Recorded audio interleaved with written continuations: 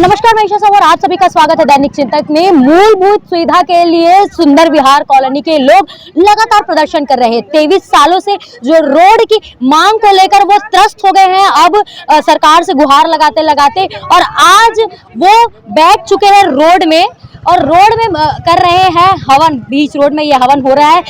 देख सकते हैं आप जो लोग इस चीजों के लिए जिम्मेदार हैं, महापौर जी, अपने सीएम जी और नए कलेक्टर, ये तमाम चीजें जो लोगों की फोटो लगाकर यहाँ के सुंदर नगरवासी लगातार प्रदर्शन कर रहे हैं और हवन यज्ञ कर रहे हैं। देख सकते हैं कितनी चिलचिलाती धूप में लोग रोड पर बैठे हैं और हवन कर रहे हैं। इन्हीं से हम बातचीत करेंगे और जानेंगे कि कितना प्रयास करने के बावजूद 20 साल का ये संघर्ष है, 20 से 25 साल गए होंगे इनको यहाँ रहते हुए, जिसके बावजूद एक मूलभूत सुविधा होती है जल, पानी और रोड, जिसके बिना सरवाइव करना, उस जगह में सरवाइव करना मुश्किल हो जाता है। उसी को लेकर आज ये लगातार बैठे हैं, क्योंकि लगातार शिकायत के बावजूद उस चीजों पे फंडिंग की कमी बताकर या कुछ अलग अलग बहाने देकर अब तक वो जो रोड का कंस्ट्रक्शन है वो पूरा नहीं किया जा रहा है। तो यहाँ पे जो दीदी बैठी है उनसे बातचीत करूंगी और दीदी को बोलूंगी, दीदी आज आप यहाँ पे बैठी है, क्या कुछ मांग को लेकर बैठी है?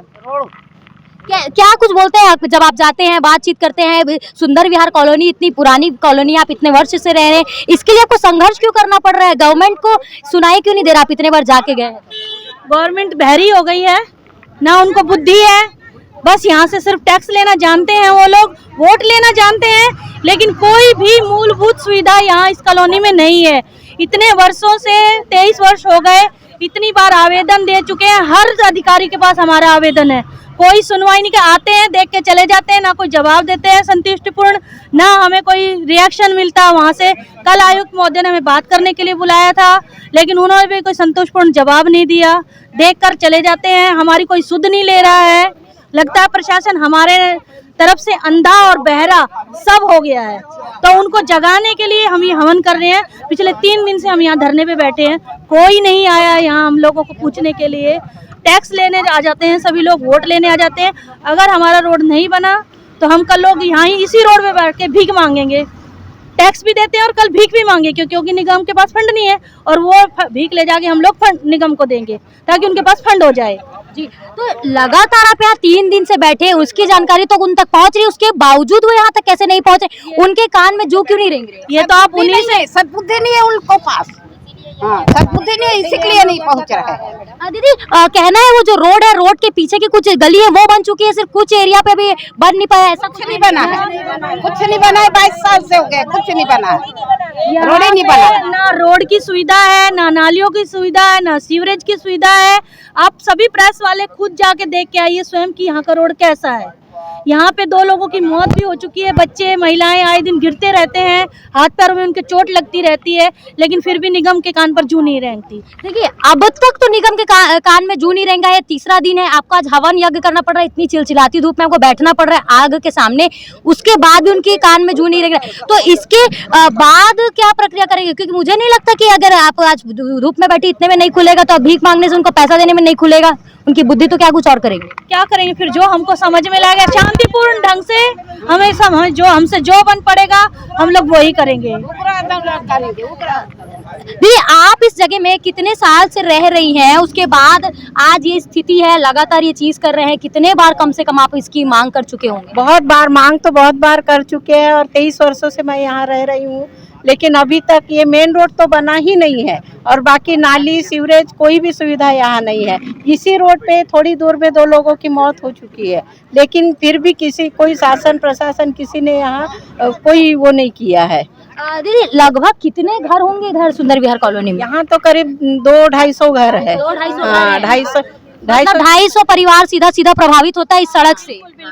300 के करीब घर हैं यहाँ पे, और अभी और बन ही रहे हैं, लेकिन फिर भी प्रशासन नहीं चेत रहा है। घर बन रहा है, परमिशन मिल भी रहा है, उधर आगे तक घर बन रहे, लेकिन फिर भी कोई ना रोड है ना पानी, कोई व्यवस्था यहाँ नहीं है इस कॉलोनी में। मतलब लगातार ये जो विरोध प्रदर्शन है वो इसी तरह चलते रहेगा, क्योंकि 25 साल 20 साल ये हो चुके हैं, 300 घर प्रभावित है, जिसके साथ लगातार उनके लिए बात करने के लिए ये महिलाएं आज खड़ी हुई है। महिलाएं तो कुछ ही है यहाँ पे, लेकिन सीधे तौर पर जैसे कि अभी दीदी ने बताया कि 300 मकान है जो सीधे तौर पर प्रभावित, और उसके पीछे पता नहीं और कितने परिवार है, कितने सदस्य होंगे परिवार में। और इसी रास्ते में 2 से 3 मौत भी हो चुकी है इसी खराब रास्तों की वजह से, जिसके बाद भी प्रशासन को इधर एक आकर्षण का केंद्र भी नहीं बन रहा है कि मौत हो चुकी है यहाँ पे 2 बार, उसके बावजूद भी इस पे यहाँ की रोड पे कुछ बनाया जाए और इस रोड के लिए जो लोग इतने परेशान हैं उनके लिए कुछ किया जाए, ये चीजें होती है। दादा दीदी हमारे साथ है, इनसे भी बातचीत करेंगे। दीदी आप कितने साल से रह रही है सुंदर विहार कॉलोनी? हम लोग 5-6 साल हो गए। 5-6 साल हो गए, तो 5-6 साल में कुछ बदलाव? कुछ भी नहीं हुआ है, ऊपर से चलते चलते पैर फ्रैक्चर हो गया जी, हड्डी मेरी फ्रैक्चर हो गई है। तो इसको दिखा के आई है गवर्नमेंट को कि देखिए मेरा पैर फ्रैक्चर हो गया आपके रास्ते से? आओ बताइए उनको। हाँ। क्या बोले उन्होंने? बोला कि रोड बनेगा बाद में, ऐसे करके बोला बन ही नहीं रहा है। कितने बाद में, मतलब मैं कितना दिन का इंतजार करूं, ऐसा पूछे नहीं आपने? हाँ, तो बोले आराम से बनेगा, बोले कब बनेगा कोई ठिकाना नहीं है, बोले ऐसे बोला है।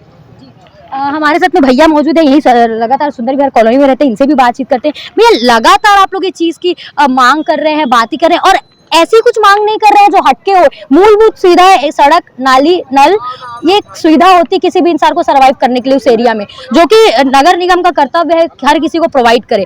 इसके लिए आप जा रहे हैं तो क्या कुछ बोलती है? देखिए इसलिए क्या है ना, मेरा ये कहना है जैसे जो विकास अगर करना है तो भिलाई में बस ये एक एरिया बस बचा हुआ है जहाँ कुछ विकास नहीं हुआ। बाकी एरिया में जहाँ पे जरूरत नहीं है वहाँ पे रोड हुए बने पड़ा हुआ, वहाँ पे जरूरत नहीं है। जहाँ जरूरत है वहाँ पे चलने के लिए भी नहीं है। बारिश में पूरे इतने पानी जम जाते हैं, गड्ढे हैं, लोग गिरते हैं। मेरे ये कहना, हम लोग टैक्स देते हैं, आज नगर निगम प्रशासन में जो भी कोई बिल्डिंग परमिशन लेता है, एक घर से करीब 1 लाख रुपए बिल्डिंग परमिशन का टैक्स मिलता है। ये पैसा दूसरे जगह यूज होता था, जहाँ से पैसा जाता है वो तो यूज होता नहीं है। तो मेरा ये कहना, इतने सारे पैसे जा रहे हैं तो जो इसको भी थोड़ा सा दिया जाए। और कोई ज्यादा बड़ी ना, करीब 450-500 मीटर के एक सड़क के लिए हम लोग संघर्ष कर रहे इतने दिन से। तो मेरा प्रशासन ने मांग के हम लोग के मांग पे ध्यान दे, जायज मांग है और इसको जितना जल्दी से जल्दी हो सके पूरा करें। भैया लेकिन एक अभी मैंने सुना कि वो दीदी भी चिल्लाकर बोल रही थी इनके पास फंड नहीं है, अब ये कल जाएंगी भीख मांगकर उन्हीं को नगर निगम को देंगी और बोलेंगी अब बना दो सड़क। तो मतलब ये फंड नहीं वाली बात कहाँ से आती है? तो जो फंड नहीं है तो टेंडर कैसे हो? इससे पिछले साल हम लोग अगस्त में हम लोग धरना देने वाले थे, तो जब धरना देने का डेट आया उससे 1-2 दिन पहले प्रशासन जो नगर निगम के तरफ से टेंडर जारी कर दिया गया। अब जब फंड नहीं था तो टेंडर क्यों जारी किया? अगर वो टेंडर जारी नहीं होता तो हम लोग उसी टाइम में प्रदर्शन करते, उसी टाइम से लगते। मगर वो सांत्वना देने के लिए टेंडर हो गया मगर फंड नहीं है, बाद में फंड नहीं है, आचार संहिता लग गया, फिर 1 महीने बाद और फिर से आचार संहिता लग जाएगा। तो ऐसे तो हम लोग चलते जाएंगे, फिर बरसात आ जाएंगे तो हम लोग का समस्या कौन सुनेगा? जी, जैसे कि अभी भैया ने एक पॉइंट बोला कि आचार संहिता लगा, अब फिर से लोकसभा के लिए आचार संहिता लग जाएगा, फिर से इनको उस चीजों के लिए संघर्ष करना पड़ेगा। और अभी कुछ ही दिनों में बारिश का मौसम भी आ जाएगा, 4-5 महीनों में, तब इसकी जगह की स्थिति कुछ और ही भयावह रूप ले लेगी।